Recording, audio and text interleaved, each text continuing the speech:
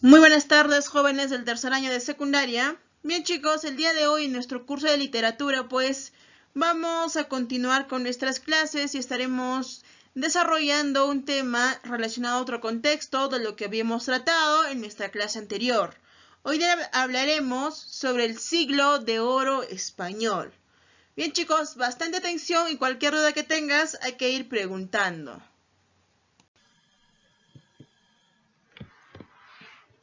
Al hablar del siglo de oro español, su definición, primero, luego, ¿qué tiene que ver el Renacimiento dentro de este movimiento literario?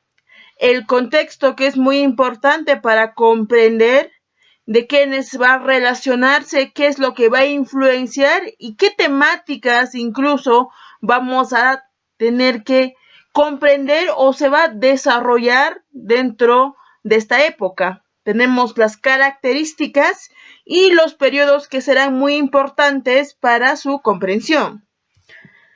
Al hablar del siglo de oro español, estamos pues frente al momento en que se va a tener el máximo esplendor cultural de España. El esplendor cultural pues se da mediante las letras, en este caso mediante la literatura. Cuando las ideas que se van a desarrollar vienen a ser las más importantes durante toda esa época. Es por ello que se llama el siglo de oro. Lo más importante o el apogeo más interesante incluso que se ha desarrollado en ese tiempo. Se va a dar entre, pues en este caso, el Renacimiento y el Barroco. El Renacimiento estará ubicado en el siglo XVI, mientras que el Barroco se desarrolla en el siglo XVII. Tanto el Renacimiento como el Barroco van a tener semejanzas, sí, pero más serán sus diferencias.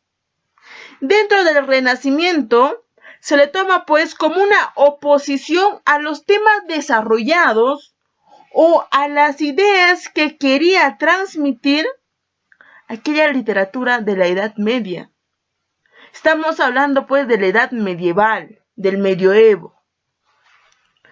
¿Sabes que en la Edad Medieval, quienes tenían pues la mayor importancia como personajes, como protagonistas dentro de la literatura, eran los caballeros? En el contexto del siglo de oro español, tenemos primero la gran fundación de la Compañía de Jesús. Vienen a ser pues los hechos más resaltantes en la sociedad. Está también la derrota de los turcos, como la destrucción de la Armada Invencible. Se tomaba pues como aquello que no se podía conseguir, que aquello que se había puesto como se puede decir, como una protección que iba a salvaguardar a todos según esas ideas desarrolladas, cae. Por eso se da pues la destrucción de la Armada Invencible.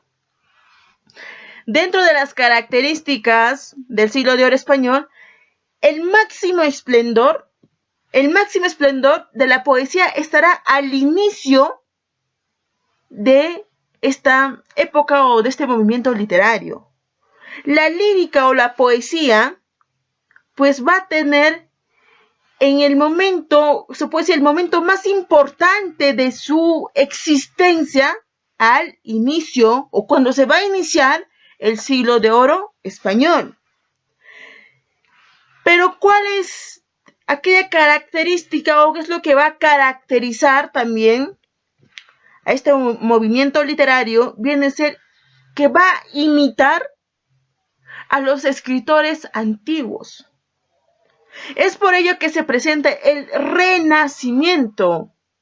Renacimiento, pues, de forma denotativa, se toma como si algo volviera a nacer, como algo que se ha visto antes y vuelve a la actualidad. Es por ello que se da en la imitación de ese estilo que se tenía antes, se había pues dejado de lado, pero en este caso va a volver. En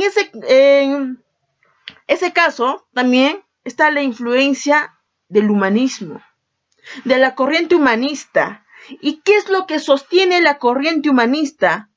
Que el hombre debe ser el foco de atención de todo. El hombre debe estar al centro de todo lo que se va a desarrollar, porque va a ser el hombre que con sus ideales, con sus acciones, va a poder cambiar la sociedad o va a influenciar en ello.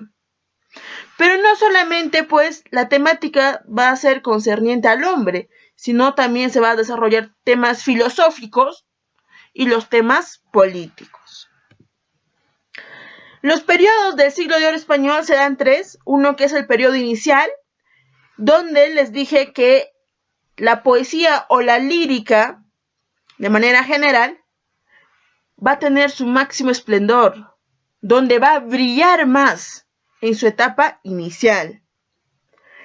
En su periodo de apogeo pues viene a ser en qué momento alcanza su máximo esplendor o su máxima expresión. En el periodo del apogeo ya no va a estar la poesía. Mucho ojo. En su periodo de apogeo del siglo de oro español encontramos la prosa y el teatro. La prosa pues con Cervantes Saavedra y el teatro con Garcilaso de la Vega. Y en el periodo de decadencia o el declive, la caída, pues es cuando se desarrolla el culteranismo y el conceptismo. Habíamos mencionado al escritor Garcilaso de la Vega, que va a brillar en lo que viene a ser la poesía. En este caso, lo hemos dividido pues tanto en la escuela italiana, las obras y las temáticas que va a desarrollar en sus diferentes escritos. Garcilaso de la Vega va en la escuela italiana, o por qué, primero vamos a explicar por qué relacionarlo con la escuela italiana. Porque a Garcilaso de la Vega incluso se le toma como el Petrarca español. Petrarca viene a ser pues un escritor bastante trabajado en lo que concierne a la lírica. ¿Correcto? Entonces, por lo que él va a utilizar y las influencias de las ideologías desarrolladas en la literatura latina, en la literatura italiana, se va a llevar a cabo, en este caso, en Garcilaso de la Vega.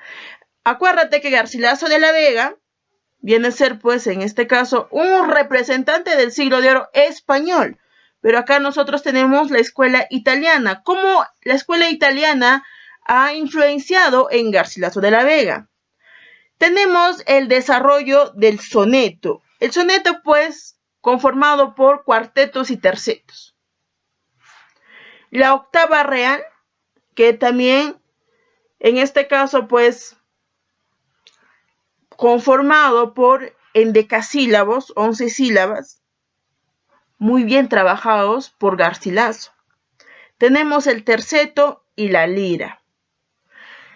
Cada trabajo dentro de la influencia que le da la escuela italiana a Garcilaso va a tener en este caso un parecido, una semejanza con Francesco Petrarca. Es por ello que se le conoce como el Petrarca español. Entre sus obras de Garcilaso de la Vega, no se puede ahondar en prosas, en teatros, en este caso, relacionado estrictamente a la lírica. Y las obras que va a desarrollar Garcilaso de la Vega, pues se va a encontrar las églogas, las elegías, la epístola, las canciones y los sonetos.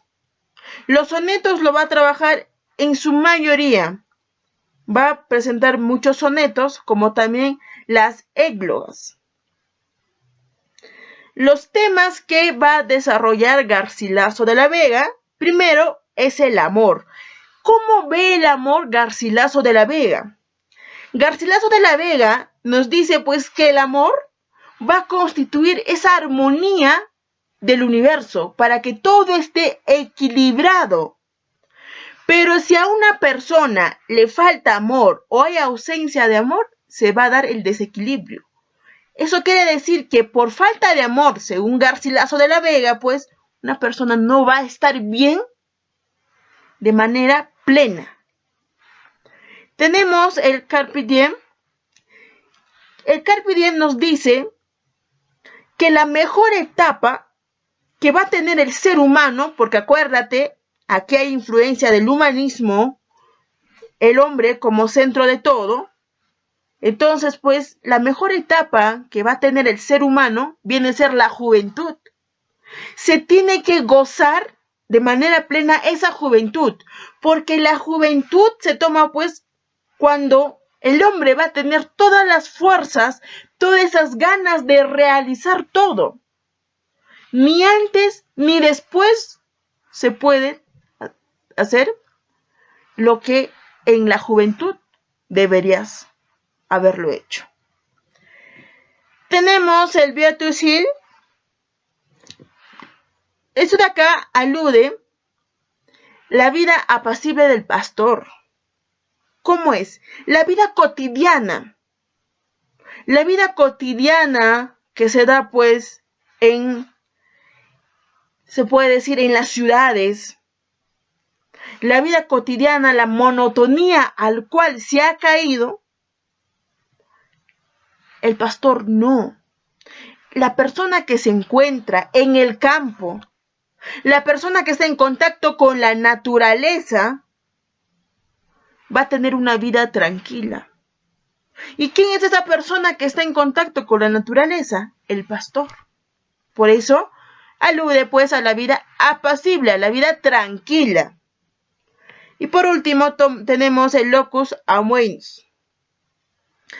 En este caso se explica la sobriedad y la moderación, el equilibrio del paisaje, de la naturaleza.